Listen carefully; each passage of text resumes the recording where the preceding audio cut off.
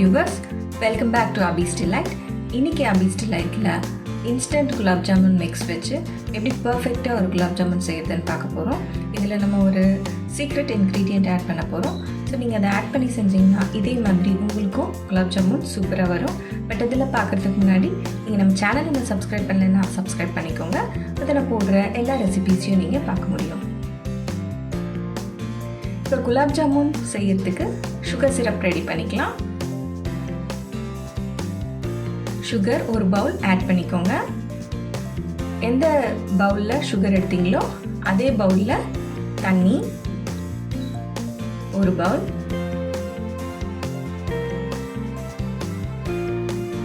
கூட கொஞ்சமாக எக்ஸ்ட்ராவாக தண்ணி ஆட் பண்ணிக்கிறேன். ஸோ கொதிச்சு வரும்போது நம்மளோட சுகர் சிரப் கரெக்டாக இருக்கும். அதுக்காக இப்போ இந்த சர்க்கரை நல்லா கரையணும்.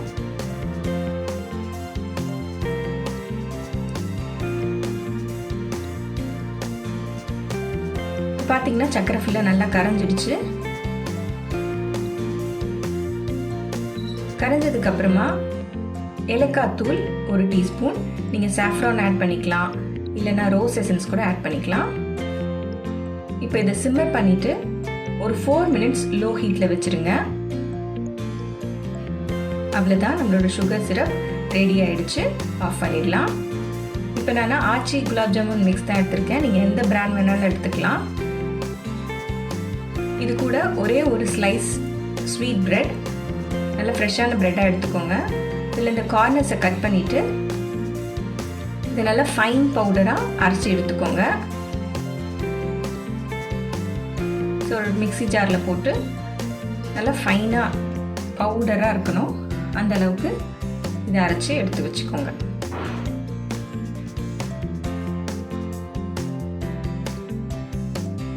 இப்போ இந்த குலாப் ஜாமுன் மிக்ஸ் பவுடரை நம்ம ஜலிச்சிக்கலாம்.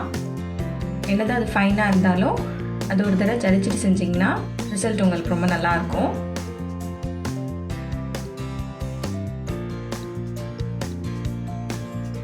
ஸோ நம்ம ஜலிச்சாச்சு.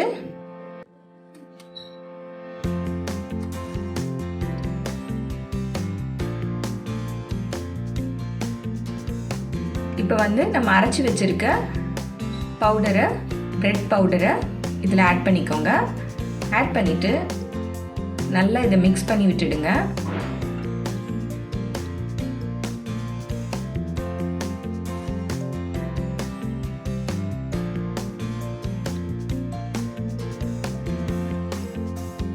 நான் நார்மல் வாட்டர் தான் எடுத்திருக்கேன். ரொம்ப தண்ணி கம்மியாக யூஸ் பண்ணுங்கள். கொஞ்சம் கொஞ்சமாக விட்டு இதை நல்லா பிசைங்க. நான் எடுத்ததே ஒரு சின்ன கப் தண்ணி தான். அதுலேயே பாதி கூட நான் ஊற்றலை. அதுலேயே இந்த டோ நல்லா ஸ்டிக்கியாக வந்துடுச்சு. என்னடா இவ்வளோ ஸ்டிக்கியாக இருக்கே அப்படின்னு யோசிக்காதீங்க. இதுதான் கரெக்டாக இருக்கும். அதுதான் உங்கள் குலாப் ஜாமுன் சாஃப்டாக இருக்கும். ஸோ இந்தளவுக்கு ரொம்ப தண்ணியாகவும் இல்லாமல் கொஞ்சம் இந்த மாதிரி பிசு பிசுப்பு தன்மையோடு இருக்கும்போது அதை அப்படியே எடுத்து வச்சுட்டு கையை நல்லா வாஷ் பண்ணிவிட்டு ஒரு ஸ்பூன் நெய் அதில் சேர்த்துக்கோங்க. சேர்த்து மறுபடியும் ஒரு தடவை பிசைஞ்சு வச்சுக்கோங்க. இதுதான் கரெக்டான பதம். நீங்கள் அதே கையோடு பண்ணிங்கன்னா உங்களுக்கு தெரியாது. அதுக்காக தான் நான் ஹேண்ட் வாஷ் பண்ண சொன்னேன். அதுக்கப்புறம் இதை உருட்டி பார்த்தீங்கன்னா கையில் ஒட்டாமல் இந்த மாதிரி ஸ்மூத் பாலாக வரும். ஸோ நம்ம கரெக்டாக பண்ணியிருக்கோம். இந்த மாவை நான் ஒரு 20 மினிட்ஸ் அப்படியே எடுத்து வச்சுட்டேன். அதுக்கப்புறம் எடுத்து பார்த்தீங்கன்னா நம்மளோட மாவு கரெக்டாக இருக்கும், எதுவும் ஒட்டாது. ஸோ 20 மினிட்ஸ்க்கு அப்புறமா கையில் இந்த மாதிரி நெய் தடவிக்கிட்டு அந்த டோர்லேருந்து கொஞ்சம் கொஞ்சமாக மாவு எடுத்து சின்ன சின்ன பால்ஸாக உருட்டி வச்சுக்கோங்க. ஃபஸ்ட்டு இந்த மாதிரி அழுத்தம் கொடுத்து உருட்டுங்க. அழுத்தி இந்த மாதிரி ஃப்ளாட் ஆக்கிட்டு அதுக்கப்புறமா ரவுண்ட் ஷேப். இப்போ பார்த்தீங்கன்னா நம்ம அழுத்தி ஃப்ளாட் ஆக்கிட்டு அப்புறம் உருட்டினீங்கன்னா இந்த மாதிரி ரவுண்டாக கரெக்டாக வரும். ஸோ இதில் எந்த கிராக்குமே இருக்காது. இதே மாதிரி எல்லா பால்ஸையும் செஞ்சு வச்சுக்கோங்க. இது நம்ம ஃப்ரை பண்ணும்போது கொஞ்சம் பெருசாகும். நீங்கள் சுகர் சிரப்பில் போட்டதும் இது டபுள் தி சைஸ் ஆகிடும். இப்போ நம்மளோட ஆயில் வந்து ஹீட் ஆயிடுச்சு. அதில் நான் 2 டீஸ்பூன் அளவுக்கு நெய் சேர்த்துக்கிறேன் வாசனைக்காக. இப்போ நான் எல்லா பால்ஸையும் ஊட்டி வச்சுருக்கேன்.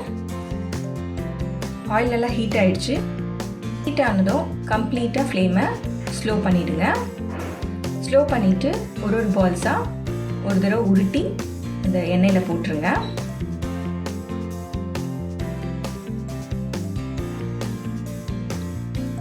நிறைய எண்ணெய் இருக்குது, நிறைய பால்ஸ் அப்படியே போட்டுடலாம் அப்படின்னு போடக்கூடாது. மேக்ஸிமம் ஒரு 10 பால்ஸ் போடுங்க. போட்டுட்டு இதை நல்லா இப்படி உருட்டி விட்டுட்டே இருங்க. ஸோ தட் ஈவனாக வந்து உங்களுக்கு ப்ரௌன் ஆகும்.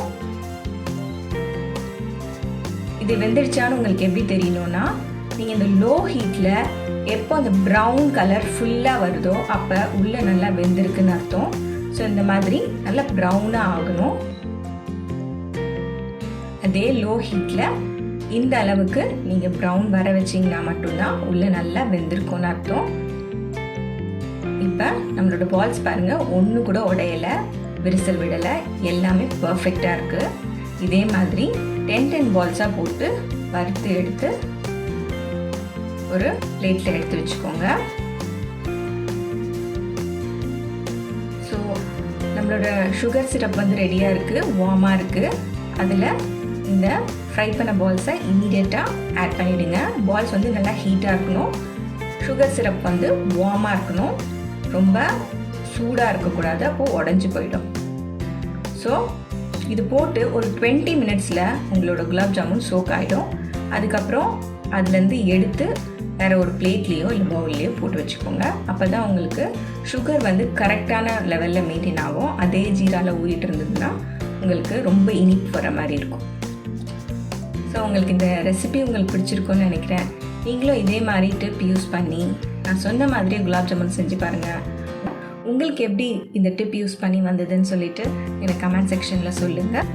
என்னோடய வீடியோஸ் உங்களுக்கு பிடிச்சிருந்ததுன்னா என்னோடய சேனலை லைக் பண்ணுங்கள், ஷேர் பண்ணுங்கள், கமெண்ட் பண்ணுங்கள். Thank you and happy Deepavali.